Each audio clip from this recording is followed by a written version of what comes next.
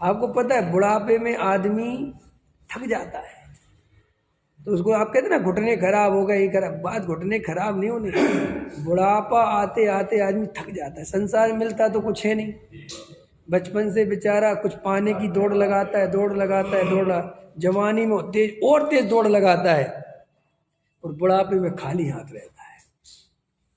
अब खाली हाथ रहता है, वो किसी को बता तो सकता नहीं, कह तो कुछ सकता नहीं कि संसार में कुछ नहीं मिला, क्योंकि संसार में कुछ नहीं मिला ये कहने के लिए बहुत जागृति चाहिए ना। आदमी इतना बेहोश है कि नहीं मिलने के बाद भी ये नहीं कह पाता कि कुछ नहीं मिला, फिर भी वो ये कहता रहता है कि बेटे सुख तो होगा, हमें भले ही नहीं मिला। वो आशा रूपी गड्ढा क्या कहती है उसकी मिथ्या मान्यता कि बेटे सुख तो होगा, शायद हम उतना कमा नहीं पाए, शायद वो हमारे शरीर ने साथ नहीं दिया ना। बेटा मुझे बीमारी हो गई थी ना शुरू से, डायबिटीज, तो वो क्या हम उतना खा नहीं पाए, वहाँ की सुख तो बहुत होगा संसार। देखो ऐसा मूर्ख आदमी, तूने 70 साल की जिंदगी जी ली, तू नहीं समझ पाया, और अपने बेटे से कहता मैंने दौड़ थोड़ा कम लगाई, तू और तेज लगा।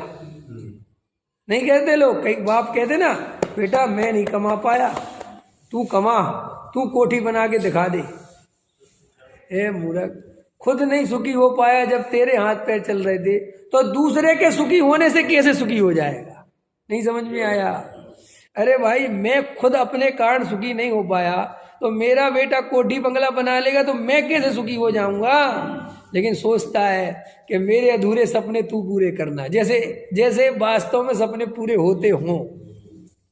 उस बेटे से तो पूछो, समझ में आया कि नहीं? उससे तो पूछो, वो भी ऐसे ही मरेगा जैसे तुम मर रहे हो, उसका बेटा भी ऐसे ही मरेगा जैसे तुम मर रहे हो। पीढ़ियां की पीढ़ियां मरती चली जाती हैं, लेकिन हम कुछ नहीं सीखते। हमारे जीवन में कोई अनुभव नहीं रहता हमारे पास, सिर्फ हमारे पास मिथ्या कल्पनाएं रहती हैं, सिर्फ ओनली आशाओं से भरी हुई झूठी कल्पनाएं। बेटे में सुख नहीं मिला तो नाती में मिलेगा, नाती में नहीं मिला तो पोते में मिलेगा। खैर होता है कि नहीं होता है? तो श्री गुरु कह रहे थे आज कि भैया तू समझ, एक वीतराग भाव ही धर्म है, एक वीतराग परिणति ही आनंद रूप है, वो ही सच्चा मोक्ष मार्ग। ये क्या पागलपन है?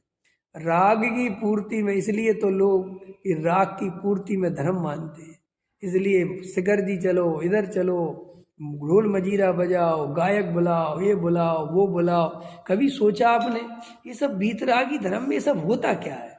मैंने भी बताया ना, वीतराग धर्म को समझने वाले उंगलियों पे हैं, जो असली वीतरागी धर्म की पूजा करते हैं। वहाँ की तो वीतरागी धर्म के नाम पर राग की ही पूर्ति करते हैं।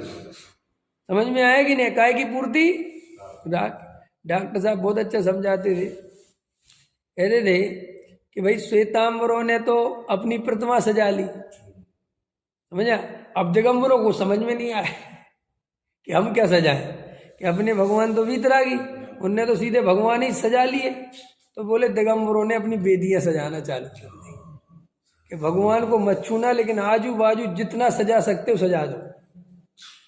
क्यों भैया? बिना सजाए काम नहीं चलता। एक बढ़िया बिल्कुल सिंपल वेदी रहे, सिर्फ वीतरागी भगवान रहें, कोई आगे आजू बाजू कुछ होने की जरूरत ही नहीं, कुछ सिंपल रहे, और वीतरागता ग्रहण करो, बस की नहीं है तुम्हारे। लेकिन रागी जीवों को जहां बैठाओ, ये वहां राग के साधन खोजते हैं, नहीं खोजते हैं? बोलो, रात और दिन हम काय खोज में लगे हुए हैं धर्म के नाम पर। कोई राग की पूर्ति हो जाए, राग की पूर्ति हो जाए, राग की पूर्ति हो जाए, है बढ़िया बढ़िया बढ़िया बस। अरे वीतराग स्वभाव को नहीं पहचानता। बहुत अच्छा था अभी गुरुदेव बहुत अच्छा समझाए थे वीतराग भाव। तो ये राग की पूर्ति में धर्म मानना बंद कर दो।